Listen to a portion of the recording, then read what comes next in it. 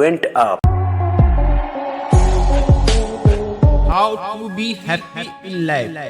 चाहे आपके हालात इस वक्त कैसे भी हो, इसे सुनने के बाद आप में से अधिकतर लोग जान जाएंगे कि चाहे कोई भी बुरी सिचुएशन हो, उसमें खुश कैसे रहना है।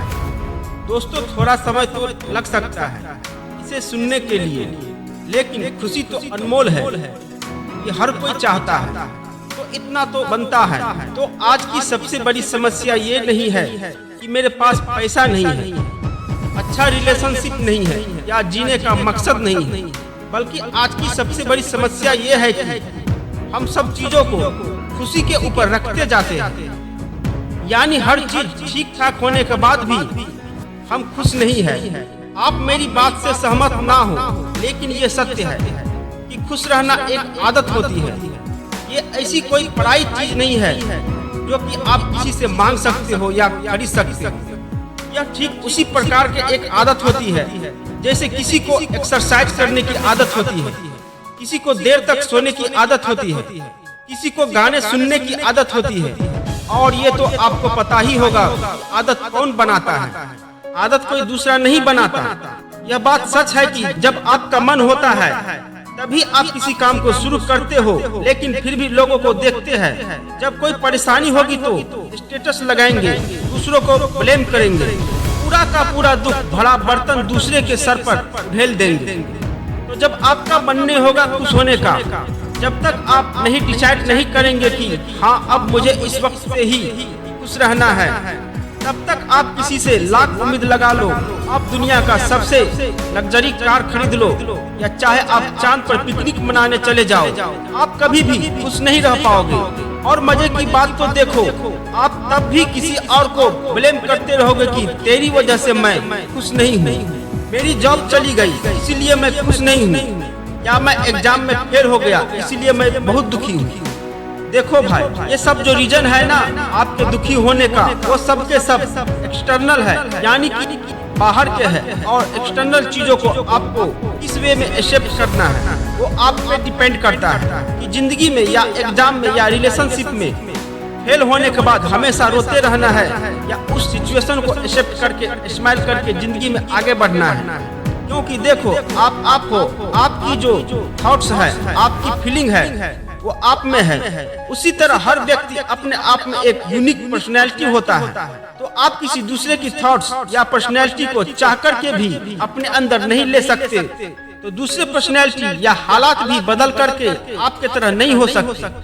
अब यहाँ से एक बात निकल कर आती है, एक्सेप्टेंस। यानी आपको समझना है कि जैसे कि मैं इस पूरी दुनिया में यूनिक हूँ, उसी तरह से दुनिया में हर चीज, हर वक्त और हर शख्स की कैपेबिलिटी यूनिक है। तो आपने इस तरह से एक्सेप्ट कर लिया कि मैं यूनिक हूँ, मैं अपने आप को किसी से कंपेयर नहीं करूँगा, ना किसी से मुझे कोई जलन है।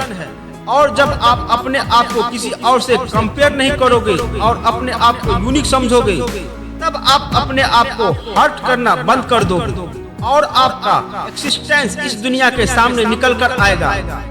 अब आप समझ गए होंगे कि यानी मैं एक्सेप्ट किया कि हाँ आज से मुझे खुश रहना है, फिर आपने एक्सेप्ट किया कि मैं यूनिक हूँ और किसी और को मेरे साथ कंपेयर नहीं कर सकता, और तब आपको समझ आएगा कि मेरा भी कुछ एक्सिस्टेंस है और सेल्फ रिस्पेक्ट है। उसके बाद बात आती है कि जब मैं दुनिया में सबसे यूनिक हूँ, तो मेरी प्रॉब्लम्स, मेरी जिंदगी की अचीवमेंट दूसरों के जैसे सेम नहीं हो सकती। यानी कि सब इंसान की अलग अलग प्रॉब्लम्स है। यार, साइंस में भी फॉर्मूले की लिमिटेशन होती है, कुछ ऐसी कंडीशंस है जहाँ पर जाकर वो फॉर्मूला भी फेल हो जाता है। जिंदगी में न जाने कितने इक्वेशंस है, प्रॉब्लम आना बिल्कुल वैलिड है, बिल्कुल बेसिक है, समय कभी नहीं रुकता। अब आप ये बताओ कि आप किसी यात्रा पर जा रहे हो और आपकी कार पंचर हो गई, तो क्या आप कार को छोड़कर चले जाओगे? नहीं ना, क्योंकि आपको पता है कि अभी ये पंचर है, लेकिन थोड़ी देर में मैं जब इसका पंचर यहीं किसी आसपास के दुकान से बनवा लूंगा तो गाड़ी ठीक हो जाएगी। यानी कि खराब वक्त आता है और चला जाता है। अच्छा, आपने कार का टायर सही करवा लिया, लेकिन क्या गारंटी है कि वो अब कभी दोबारा पंचर नहीं होगा? कहने का मतलब है, खुश रहने का दूसरा मंत्र है कि वक्त आता है और चला जाता है, और क्योंकि आप एक यूनिक पर्सनैलिटी हो, आपका थॉट्स प्रोसेस सबसे अलग है। इसीलिए आप पे निर्भर करता है कि आपको ऐसे हालात से सीखना है या एक जगह बैठकर रोते रहना है। किसी को दोष मत दीजिए। अब समझिए कि अगर आपकी कार पंचर हो गई और अगर आप सारा दिन बैठकर खुद को ब्लेम करते रहोगे कि मुझे कार नहीं लानी चाहिए थी, मुझे ट्रेन से चले जाना चाहिए था, या ब्लेम करोगे कि यार टायर बनाने वाली कंपनियां घटिया है, तो क्या इसकी आपकी प्रॉब्लम सॉल्व हो जाएगी? आपका यात्रा मकसद पूरा होगा? उस समय आपके लिए प्रायोरिटी क्या होगी? चाहे आप कहीं भी हो, आपको कैसे भी करके टायर ठीक करवाना है और अपने सफर पर आगे बढ़ना है। कोई कितना भी बेवकूफ इंसान हो, अगर उसकी गाड़ी पंचर होती है ना, तो सबसे पहले उसका सोल्यूशन ढूंढता है। तो यार ये तो जिंदगी का महान सफर है। तो इसमें आप कैसे खुद पे गिल्टी करके या दूसरों को ब्लेम करके एक जगह पर बैठ सकते हो? क्योंकि आपके साथ जो भी हुआ, आप जिस भी जगह पर आकर अटक गए हो, उसमें कहीं ना कहीं आपका ही डिसीजन था। तो आपको तुरंत कोई सोल्यूशन ढूंढना है, क्योंकि आप जिस मकसद से जिंदगी के सफर पर निकले थे, उसको हर हालात में पूरा करना है। इसीलिए बिना सिचुएशन को जस्टिफाई किए बिना कोई फालतू के एग्जाम्पलिफिकेशन किए कि उसने ऐसा किया होगा, उसने ऐसा कर रहा होगा, वो मेरे साथ ये करना चाहता है, मैं इसी के लायक हूँ, सब मेरी ही गलती है। इन सब को छोड़कर उस सिचुएशन से बाहर आने का सोल्यूशन ढूंढो, क्योंकि कई बार बड़ी बड़ी प्रॉब्लम्स का सोल्यूशन बहुत आसान होता है। इसीलिए ना खुद पर ब्लेम लगाओ ना दूसरों पर, अपने आप को बदलो। इसके बाद बात करते हैं चौथे पॉइंट की, जो इंसान जानते हुए भी नहीं करना चाहता, वो है चेंज, एक बदलाव। जब आप दुखी रहते हो तो आपको एक ठोस कदम उठाना है बदलाव के लिए। अगर आपको पता है कि कोई चीज मुझे खुशी कम देती है और दुख ज्यादा दे रही है, तो फिर उस चीज पर अटक कर रहना ठीक नहीं है यार, मूर्खता है। जितना जल्दी हो अपने एक्सटेंस को पहचान कर उस सिचुएशन को एक्सेप्ट करके बदलाव की तरफ बढ़ना है। चाहे वो बदलाव आपके स्लीपिंग टाइम में हो, चाहे वो एक्सरसाइज करने के समय में हो, चाहे अपने लाइफ स्टाइल में चेंज करने में हो, या फिर अपने जिंदगी में गोल्स को अचीव करने में हो, कुछ भी हो। गोल्स को कैसे अचीव करना है, कैसे मेहनत करना है, इसके लिए आप वेंटअप पर आकर सीख सकते हो। मुस्कुराहट। अब पांचवा सिंपल सा पॉइंट आता है स्माइल, मुस्कुराहट। किसी के चेहरे पर देखो तो ऐसा लगता है कि सारा ब्रह्मांड इसी के ऊपर पड़ा हुआ है, एकदम सीरियस।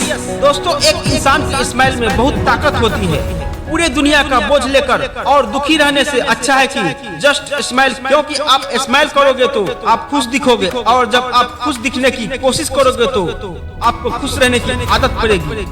हर हालात में मुस्कुराने की आदत पड़ जाएगी। और जैसे ही हमने शुरू में कहा था कि खुश रहना ठीक उसी तरह से एक आदत है, जैसे कि सोना, एक्सरसाइज करना, घूमना फिरना।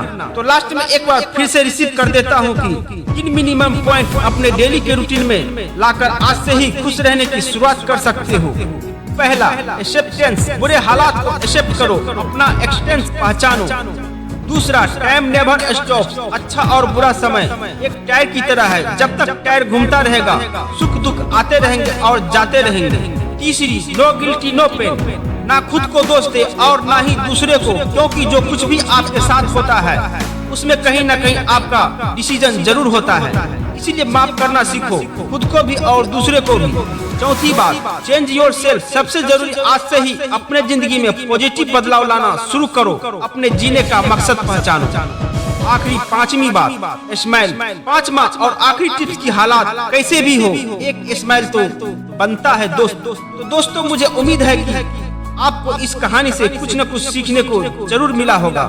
तो वीडियो को लाइक और शेयर करना ना भूलें। मिलते हैं अगली वीडियो में। जय हिंद, जय भारत।